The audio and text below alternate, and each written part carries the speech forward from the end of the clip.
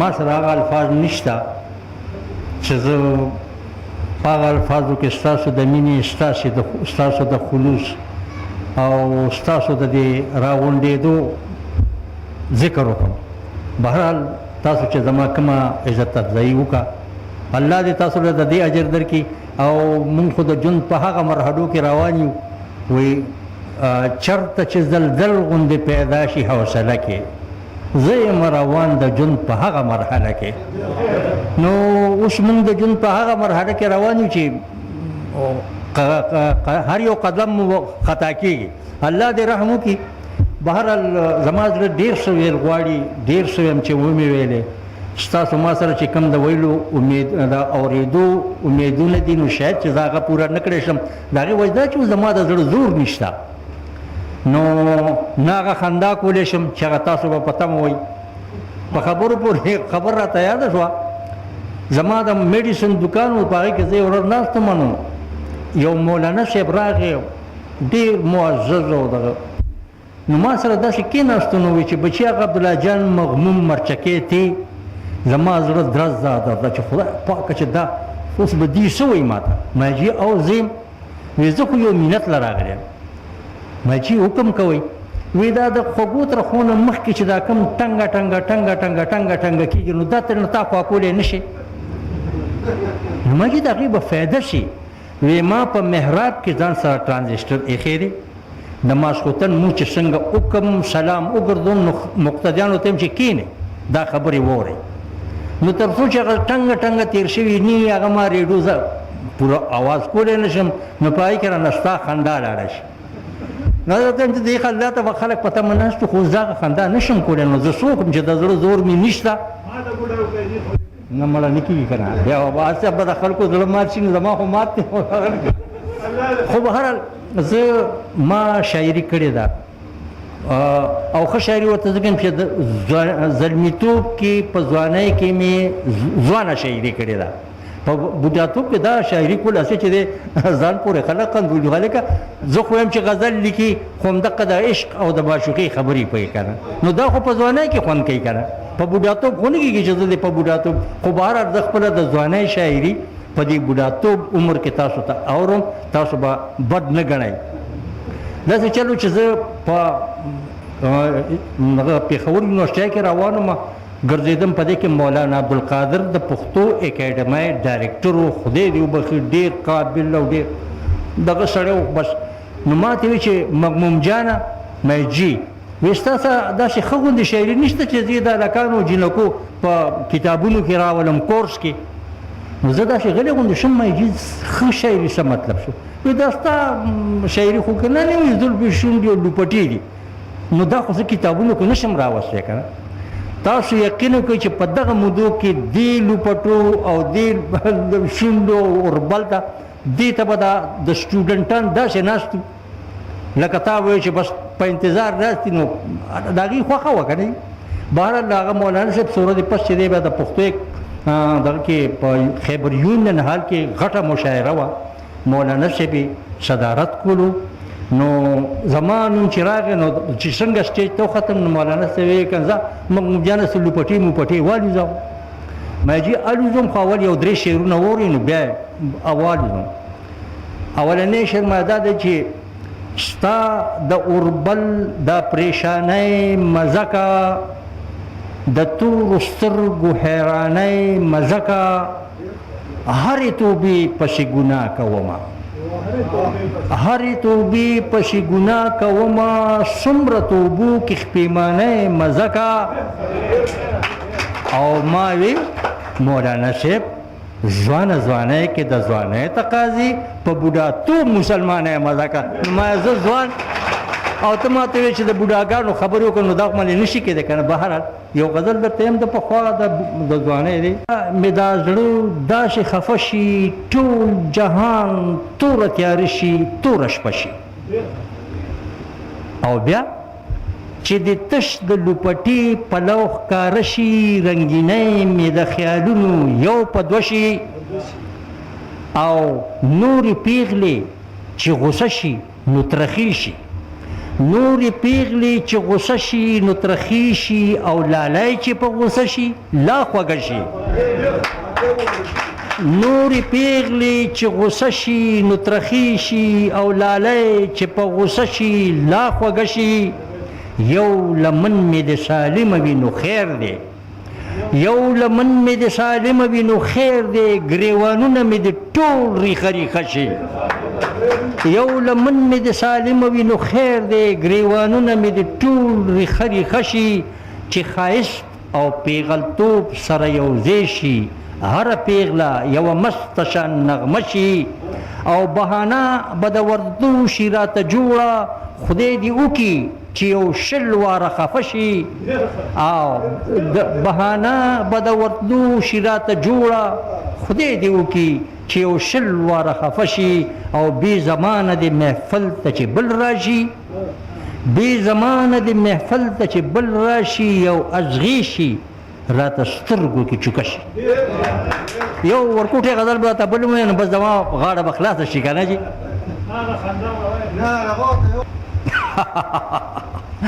او نو سر یو خوړه خندا لاړه، خوړی مې و خیر ومې خندل لکه که نه. نو ښه جي او تاسو یقین وکئ چې ټول چل په دې خپله خوله کې دی. که خوله دې سمه وه ټوله دنیا سمه دمه ده، او که خوله دې کږه وه نو ټوله دنیا کږه ده. ځکه خو چې د کله راسې مرچکې په دې فلسفه پوه شوی دی نو خولې ته یې کورې اچولی دی. مجال شته چې که دا دنیا روانه شي نو مرچکې به کرنج ونه کړي. او نو هلکه دا لږ ناکام ښه دی، او که هغه لوی شرط دی نه چې جوړېږي هغه خبره ښه ده. خو یو خبره درته کوم چې هر کار آسان دی، خو خولې ته کورې اچول ګران دی. هسې په خبرو پورې خبره راته رایاده شوه چې د انګیاندو او خواښیانو په خپلو کې سره هسې د خدای لپاره نالګې وي. په دې معامله باندې ما ډېر سوچونه وکړو، خو خدای شته کسه نتیجې ته ورسېدم چې دا د خواښې او انګور ولې په خپلو کې روانه ده. د عقل په موجب خو خواښې د انګور مور او انګور د خواښې لور کېږي. نو د مور او د لور ترمنځ دومره بغض، دومره کینه او دومره حسد خو خدای شته که څه جواز لري. نو زمونږ په دې معاشره کې خو خواښې او انګور بلکل لکه د مږې او پیشو په رنګ د یو بل وینې څکلو ته تیار دي. دا اوس نشم ویلی چې خواښې پیشو او انګور مږه ده، او که انګور پیشو او خواښې مږه ده. خو زما په دې کې هیڅ کار نشته چې په دواړو کې مږه کومه یوه ده او پیشو کومه یوه ده. که اوس مې ووي چې یاره خواښې پیشو ده نو د خواښیانو په شر اوړم، او که مې ووي چې انګور پیشو ده نو د انګیاندو په جنګ اوړم. نو په دې وجه ښه به دا وي چې دا خپله فیصله خواښیانو او انګیاندو ته پرېږدم، دوی دې په خپلو کې سره فیصله وکړي چې پیشو څوک ده او مږه څوک ده. او که نه یار په ما څه ناکام دی چې په دې یخ ژمي کې دی د باران شیبو ته ودرېږم. خیر نو خبره مې دا کوله چې د خواښې او انګور تل په خپلو کې فتنه وي. خو که چرې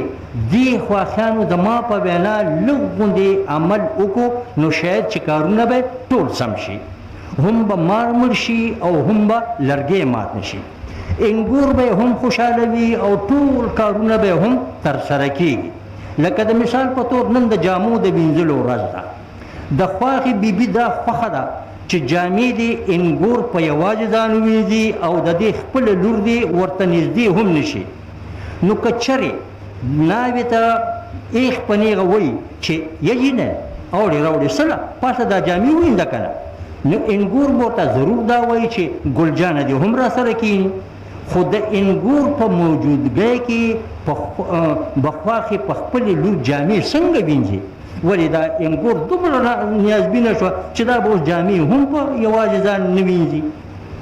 ښه که یوې جاړي او بلې خاندي، خو انګور به جامې په یوازې ځان وینځي. زه دا منم چې خواښې ډېره جابره وي په انګور هر ناړامه کولی شي خو هغه د هوښیارانو خبره چې په ګوړه مري نو زهرو ته ساجت دی. ای خواښیانو ایمانونه منصیب شه، خواښیانې شوئ او د خواښیتوب په چل نه پوهېږئ. خدای وي منه نو اوس د خواښیتوب چلونه به هم درته زه ښیم. ومې خندل که نه؟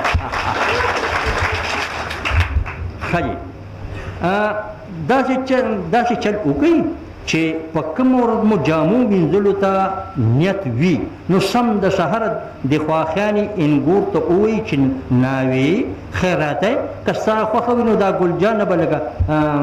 ماما کره لاړه شي که نه. ډېرې ورځې وشوې چې هغوی ورپسې جوابونه کوي. او دروغ صرف دروغ به ورته ووایي وي نو دې انګور ته به چې دی چل نه جوړوي چې چل یې ورته جوړ کړی دی نو ناوې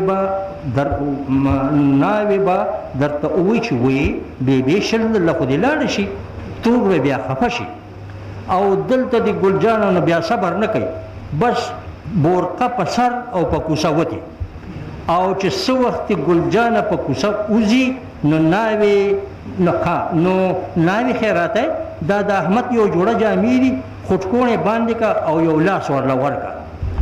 او ناوې به چې دی احمد دی د خاوند د ناوې د خاوند نوم دی که نه او ناوې به د احمد د جامو د خاطره زر خټکوڼې باندې کی او خانک به راواخلي او جامو ته به کیني او چې څه وخت خانک ته کیني نو بیا خواښې له پکار دي چې په ګوټونو ګرځي او جامې راټولوي. ناوې خیرات د ماما یو کمیس یو پرتوګ یو څادر او یو پټکې دی نو دا یو پټکې دی دا به هم په دې مزغاو کې ووهي او اینې خیراتی دا د ګل جانې یوه جوړه او یو څادر دی دا به هم د دې خیرونو جامو د لاندې ومږي او دا زما قمیص لوپټه څادر سرپیچک دی او زما د کټ څادر هم خیرون دی. د سترګو په رپ کې به د احمد د یوې جوړې نه 12 جوړې جامې 2 څادرونه 4 لوپټې او نور بې شمېره واړه واړه رومالونه برستخانونه او سرپیچکونه جوړ شي. زی ناوې به تر نور زړي پورې که خیري په جامو کې ډوبه ناسته وي نه به یې تندې ګونجي وي او نه به یې ټنډه تربه کېږي او که په دې دوران کې په ساعت پس خواښې لږ غوندې ناکام کوي او کله کله پې اواز کوي چې ناوې خیرات جوړې جامو ستړي کې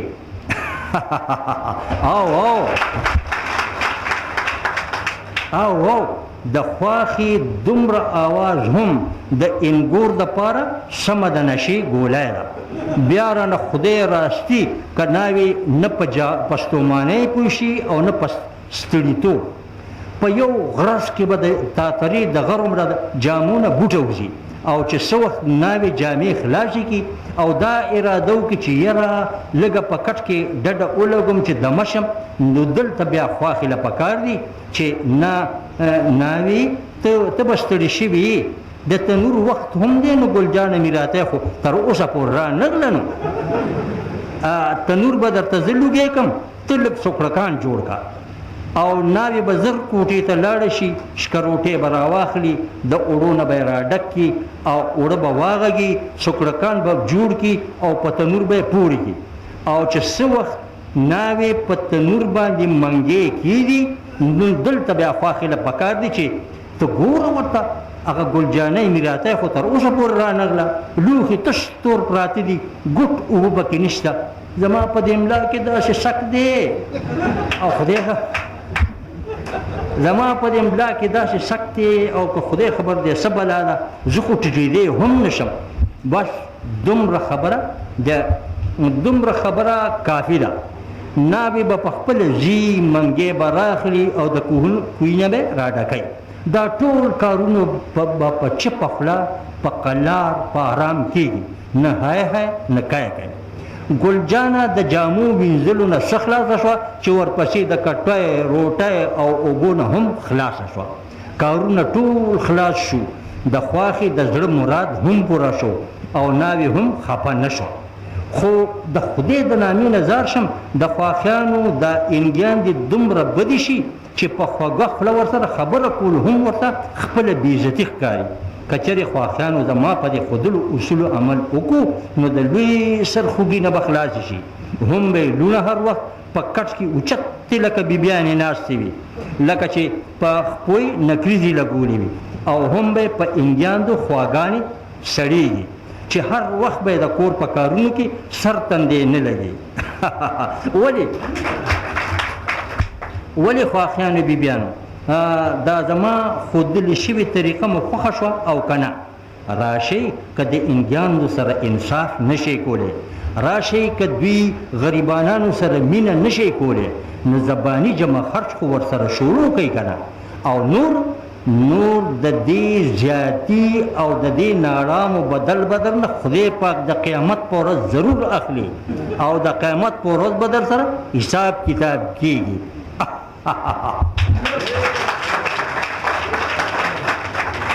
ښاغلی نورالبصر صاحب، د قلم قبیلې لخوا محمد جوهر دا د دې غونډې بندوبست کړی دی. د عبدالله جان مغوم صاحب سره زما خیال دا دریم پروګرام دی. لومبی پروګرام په خیر آباد کې عباسین ادبي جرګې کړو، همداسې یو پروګرام په پېښور کې شوی و، او د ثوابه په سیمه دې سره دا قسمه پروګرام نه و شوی. محمد جوهر ته دا اعزاز حاصل شو چې د دلته دا پروګرام وکړو. کم سیز چې کم آیټم چې مغموم صاحب اورو د دې مذهب تاسو ته نه راغلي، دا ما سره موجود دی. انشاءالله تاسو ته به اورم. د هغه دور کله چې مغموم صاحب ډېر په جوبن کې و، هغه ما سره محفوظ دی، همدغه د خواښیانو والا. بلکې نن هم چې زه وختي کور ته لاړم، زموږ یو تور ده، نو هغې ته موږ به ځو، داسې یو پروګرام دی، مرچکۍ را سره دی. وایي هغه له هغسې ژوند دی دی. ما ولې وایي چې زه ګورم نو خواښې به یې لمسوله راته، او چې کله خواښې شوم نو بیا به راته نګور لمسوله. په خیبر بازار کې زما د میډیسن دکان و، زه به هلته ناستم، نو مشهور شوی هم چېرې دا دغه د مرچکۍ دی که نه، نو په کومه دغه ورځ مغموم صاحب به چې څه لیدل او څه به اورېدل، څه به یې کتل، هغه به په خپل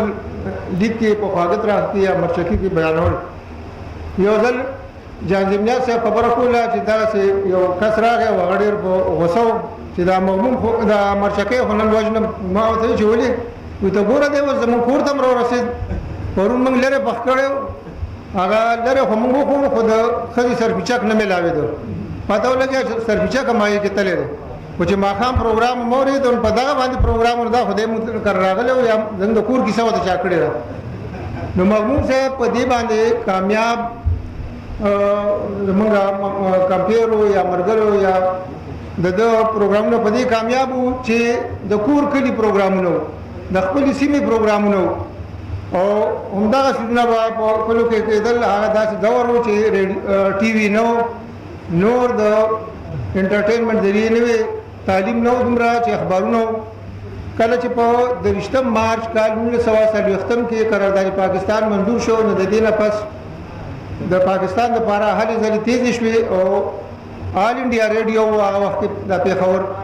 نو دې کې دا تحریکونه شروع شو. بل ورځ ما یو پروګرام کړی د ازادۍ په لړ کې یو سټیج شو، جسټس برهان الدین هم راوغوښتی و.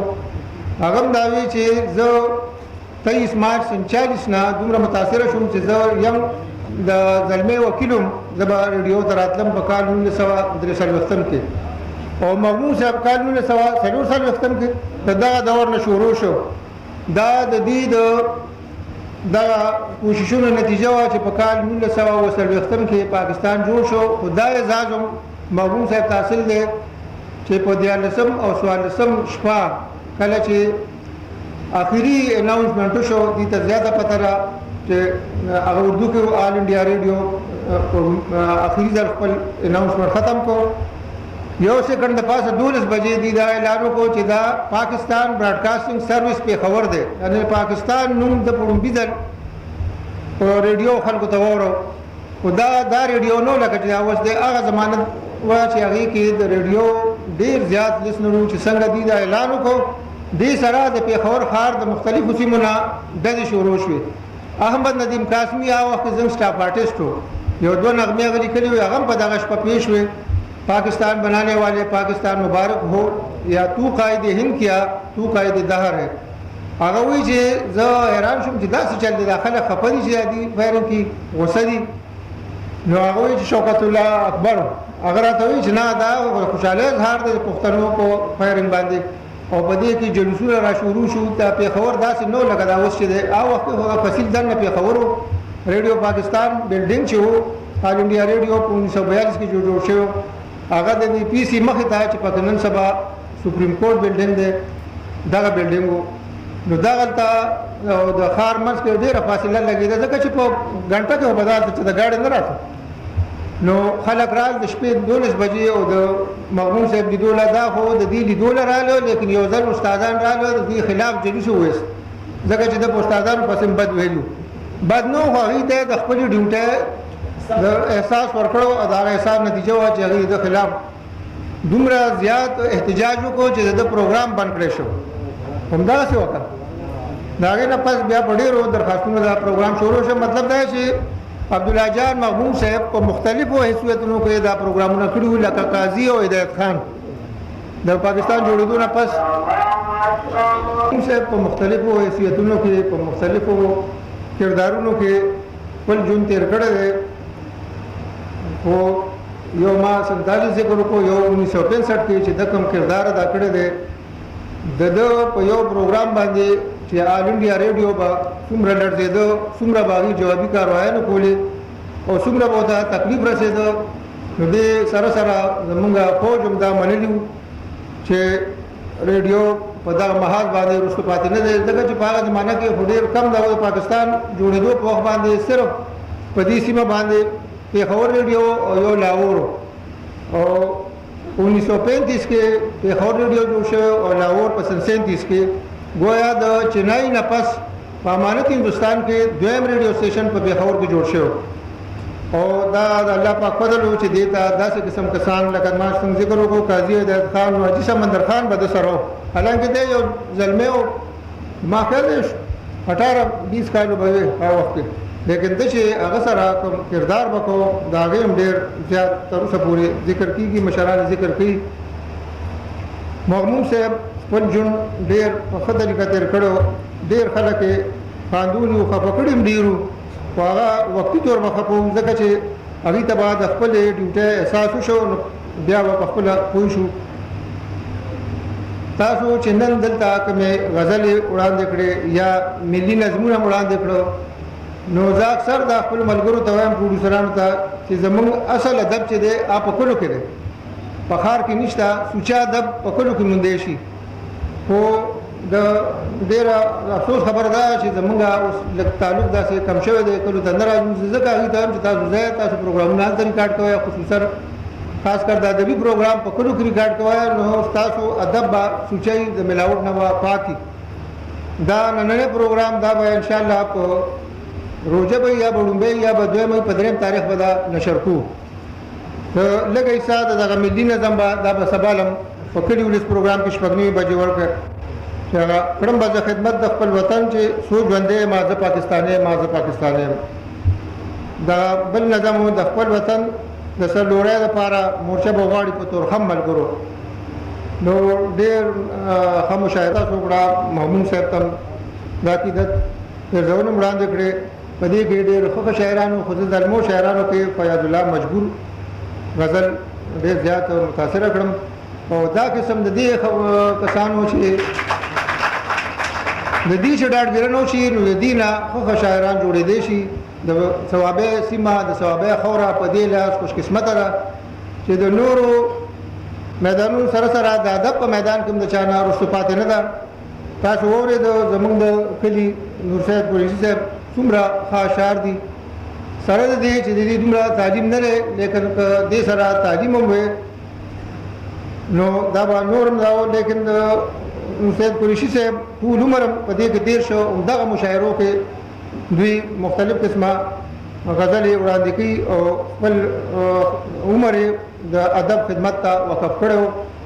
دا قسمه شاعران د الله تعالی دې معاشره کې ساتي ځکه چې دا معاشره به په دې ادیبانو لیکوالو شاعرانو دغسې ژوندی او سړی چې ستړی شي مختلف کارونه یې راغون شي همدغسې حجرو کې کښېني نو په خوا خو ډېر مجلسونه اوس خو تاسو سره دومره وخت نشته لیکن دا قسمه مشاعرې چې کوئ دې سره به هغه زاړه روایات تاسو تازه کېږي الله دې وکړي چې ستاسو دا محفلونه همدغسې اباد دي د الله په امان